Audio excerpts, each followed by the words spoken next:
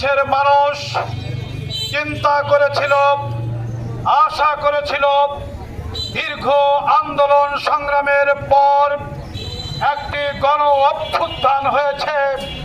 এই গণ অভ্যুত্থানে এই সমাজে বৈষম্য থাকবে না, চাঁদাবাজি থাকবে না, দখলবাজি থাকবে না, মানুষের নিরাপত্তাহীনতা থাকবে না, প্রশাসন তার স্বাধীনতা নিয়ে কাজ করবে, মানুষ অবশ্যই স্বাধীনভাবে ঘোরাফেরা করবে, ব্যবসায়ীরা নিরাপত্তার সাথে ব্যবসা করবে।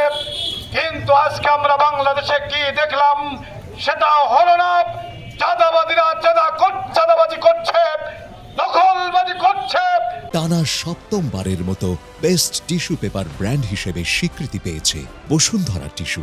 আজকে মানুষের জীবনে নিরাপত্তা নেই, মানুষ যেখানে সেখানে খুন হচ্ছে।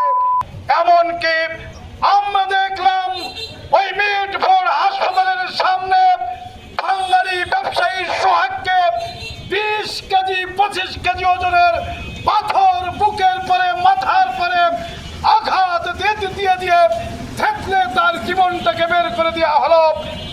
28 অক্টোবর লোকে বৈঠা দিয়ে মানুষ মারার নৃত্য করার হত্যাকাণ্ডকেও এই আওয়ামী ফ্যাসিস্টের সেই বর্বরতাকেও হার মানিয়ে আজকে আমাদের এক ভাইকে এখানে একটি পার্থক্য আছে।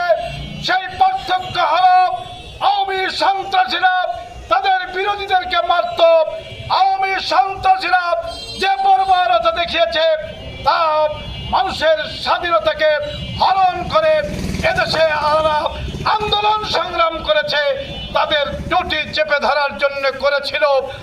আর আজকে যা দেখছি বন্ধুরা, এক বন্ধু আর এক বন্ধু যারা আন্দোলন করেছে, যারা এক বিছানার চলায় পালিয়েছে, একই সাথে রুটি ভাগ করে খেয়েছে, একই সাথে বন রুটি দিয়ে নাস্তা করেছে, তারাই আজকে একে অপরের মাথায় গুলি চালাচ্ছে।